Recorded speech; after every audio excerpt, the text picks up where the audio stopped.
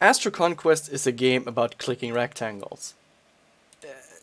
I'm not even joking. It is for exactly for the majority of the time you're just clicking rectangles, and well, this is a little review from mine because I felt like this game is actually worth a review that is built in such a sarcastic manner that maybe the developer who sees this, if he even sees this, actually realizes what kind of game he has produced. Okay, so first of all, what is Astro Conquest?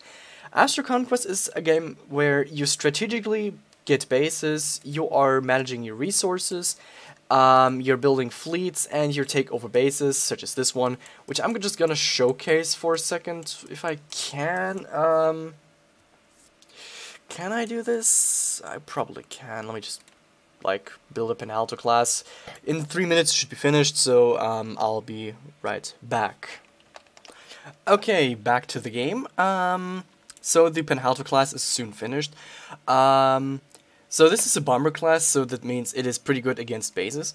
Just to show you, we have 4 classes. We have the multi-role ship, which is basically, it is good against nothing, but it's also weak against nothing as far as I'm aware. We have the Penhalter class, which is good against star bases, but weak against the frigate. The frigate is good against ships, so basically against the Leprato class, the Penhalter class. However, it is bad against the destroyer, because the destroyer is good against frigates. And so on. And we have also some special ships, such as the Peter class, which is basically the sniper in this game. We have the detector, which can detect stealth ships. We have the stealth ship simulator guy. You get the point of this. And we also have the scout, which are basically the starter ships that are worth literally nothing. Okay, so just to go ahead, let us just go ahead and attack this base. So, this game in itself is not really bad. It is actually kind of addicting and fun in a way. Unfortunately, it's just really money heavy. I will show you in just a second what I mean. Luckily though, spending $10 can already get you far enough to have at least a somewhat self-sustainable amount of resource production and a good base that you can actually jump around with. Okay, so should be there very soon. Okay, you can already see I have quite a bit of resources, quite a bit of fuel, viridium, metal, malvernite. Okay, so did I accidentally? No, I did not. Okay, so what is this game good for? So this game is actually pretty cool because I like strategy games. I used to play a ton of Mega Space Game, which is basically this game. It is just renamed, and it is... Mega Space Game was less frustrating than this game, actually. Because in Mega Space Game you had an automatic resource production. So let's just... come on. Come on. There we go. So yeah, Mega Space Game was pretty fun because you could capture asteroids, you could give them a basic defense, or you could give them an advanced defense. Luckily though, Mega Space Game was really cool in its way because you had an automatic resource production which unlike in this game was not crippled by the amount of bases you have. Yes, you actually heard right. So in a game about economy, about production, about clicking on rectangles, you actually get punished for getting more bases in a way. It's not entirely true. So you only get more... No, wrong. The reason why this is because... Let me just quickly go ahead and just... There we go. So as you capture ships, bases, your resource production for each individual base is getting reduced. It is not like, you capture 2 bases and then the resource production is suddenly halved. No, it is like, I would say 75% for the next one, it's like 60%, then it's like 50% for 4 bases. So effectively, with 4 bases, you double your resource production. But this only applies if your bases are all the same level. So basically, I only have a maxed out home base, which production is now crippled by 60%, thanks to the fact that I have captured 2 more bases which don't have the equivalent level. This is indeed a frustrating thing. It is, in my opinion, relatively stupid to cripple the player in such a way. And the game is also not really all that starter friendly, because you start off with a home base, which has like 8 guns, and it is pretty fun and stuff, and you have your own productions, and you have like starter bonuses such as, you can build the Penhalto bomber for a reduced price for 50 times every day. As a beginner, as long as you're under 1 million metal, you can use the 1 hour production for 1 hour for free on once per day, and things like that. You can also use the export fighter function, which gives you titanium, which is also pretty good. In execution, it is not all that bad, but considering the odds of the game, it is actually kind of terrible. Okay, what makes this game good, however? So I am playing with an alliance. My alliance is called the Snake Pit. I'm pretty new to this game. I joined like about a week or 2 ago, and I have to say that this alliance is already pretty friendly. It is not requiring you to do a lot of things. It is pretty amazing that our alliance is as self-sustainable as possible, and we're trying to plan out as good as possible. Unfortunately, though, I have to admit one thing about our alliance. This is not meant to be a bad thing, so don't take it as a bad thing, please. It is just that, how do I put this? Having an alliance that is on the verge of deciding whether we should go ahead and go to a different alliance, which has a bigger expectation. Quick explanation, so you probably don't know what I'm even talking about. The expectation. When you join a bigger alliance, many of them require you to make a monthly input, which means you have to spend money if you want to stay viable. Either that, or you have to stay with your home base, but still give input in terms of defense, capturing base, or destroying bases and stuff like this. That in general is not a bad thing. It is just frustrating that money is such a necessity in this game, because I'm just gonna show you how expensive this game can be. So you can see I have a lot of resources. If you are a starter and you don't plan on spending any resources, those numbers up there. No, wait. If you see the resources up there and you don't plan on spending any money, this is not what your free account will ever look like. It may be if you put enough dedication into it, but it is very unlikely. So I would say a good standard is like 1 million for each. Okay, so we have the Starbase gun upgrades. Both are each 99 titanium, which is basically an equivalent of $2 or €2. We have the refinery expansion, which is basically the cheap way of maxing out your refineries to maximum. We have the economy ministry, we have the fleet command, and we have the resources optimizer and the starbase command to first of all increase your bases, to increase your military, and to increase your economy, which is important so you can build and max out more bases.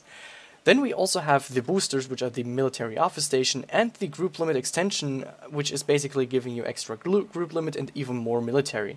So basically you can actually go ahead and build more ships and be more viable with the ships you build. We have the sensors phalanx, we have the jammer, and the detection phalanx to protect your base against additional threats such as stealth ships, and you can also make it so that people cannot see what's on your station. Yeah, immediate resources is basically the I want everything right now and I don't want to work for it. It's basically just you spend 99 titanium, and if you even purchased some titanium, you get a 3 times amount, so basically you get 45,000. You can see how expensive this gets, because it really is. And if you don't want to build any of your ships in singular manners, you can go with the building queues, so you can build ships on a repetitive manner, or you can go ahead and halve the build time if the build time is too long for you. Yeah, so I'm just gonna be straight up honest. This is savage from the game developer, because the game developer was known already as a very money-hungry person, and this is the prime game where I have to say this is reaching a ridiculous amount. Okay, so I spent 10 bucks, my home base is maxed out. It is unfortunately crippled by the fact that I have already 2 more bases. I have Peter Rucan class for sniping, because I cannot max them out. I could, but I don't want to, because every time when my base with elite upgrades get destroyed, I can recover them, which is, I would say, a pretty generous thing.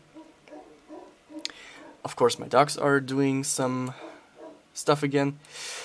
The next thing.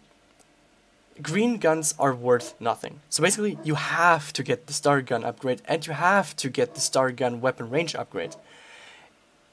It is ridiculous. And the fact that you can spend real money into a star base, such as this one, and people can just destroy it in an instant with their elite ships, as an example, it is ridiculous how much money you have to spend into a game such as this one, that is basically about clicking rectangles, managing your resources, and getting even more economy, that cripples you for doing exactly all this. It is ridiculous. You know, the clicking rectangle thing would not really be a necessity. So basically, in the previous game of this, which it was called Mega Space Game, I'm not sure if I even brought it up already, it was about you captured bases and you had a passive resource generation. And I believe for free, you could give it every 15 minutes or so 1 minute extra boost. So, you know, it would produce 3 times as much. Then you, of course, had the premium currency thing. So basically, you could increase your resource production for about, I think it was 10 times or 20 times the original thing, and it is ridiculous. It really is. Okay, straight up saying my suggestions, my improvements for the game. So if the developer ever sees this, and developer, I beg you to actually think about what I will say here, because it is your game, you want to make it accessible to everyone, unless you want to make it pay to play, in which case just put it on Steam and give it a fixed price of like 20 bucks. Favrola class and Hombero class should all be fit to the standards, so this one can become a sensor range guy, and this one can also become a sensor range guy. This one being the cheaper one, and this one being the more expensive one. Those 4 up here, the Lepratro class, the Penhalter class, the Kendosan class, and the Lefuta class. Please make them like 35,000 metal and viridium worth, each of them, because I feel like those are the starter ships. I consider them as such because they have really weak stats and they're still pretty expensive. Make those the tier 2 ships, so basically you have, yeah, viable options of bombers, destroyers, frigate and stuff for a higher price. So basically this would be the tier 2. Make a tier 3 row of ships that are basically the 990,000 worth ships. The detector, obviously, the Peterokan class, the detector and stuff like this. This can all stay. Another thing would be, please either remove those or make them cheaper so they are accessible for free players. If they're so essential, you might as well just upgrade the normal Starbase gun and make this basically a additional upgrade that makes them a little bit stronger and a little bit more protected. Okay, the export fighter should not increase in cost, either that or you just make like, you can only build 3 of those every day. That would be 3 titanium every day, so within 1 month you can get one of those upgrades. It is a fair price, IMO. It would be great. Okay, refineries should not be crippled by the amount of bases you have, and we should have a passive resource generation. I would say the passive resource regeneration should be about a quarter of what they all produce right now if you click on them. In exchange for this, however, we get the option to boost the production for each of those bases periodically for a short amount of time by clicking on the rectangle. So, you know, we have the rectangle meta going on. Last but not least, increase the military limit and the economy limit to 2,000 base and give us a free option to access it. Group limit, I would say put it to 5 base. Bases can stay 10, that is completely your right on my book. Starbase gun should not be as expensive as it is right now. It is really ridiculous because no free player will ever get more than 8 of them on a single base, because after 1.25 million, it just becomes absolutely insane to manage your resources like this. Last but not least, those special bases that occasionally appear, give them an additional defense so people that collect them don't immediately lose them again. That would be it. I think this is generally everything that needs to be changed. I hope that some things will change, because I would love to see that. I I want to see this game being viable to everyone, because I want to play against more players, not just players that are money whales and spend a ton of money every day, every month. It would be great if I can play against free players and still have a challenge against them. So please think about that. So this would be all, and I hope you enjoyed this video.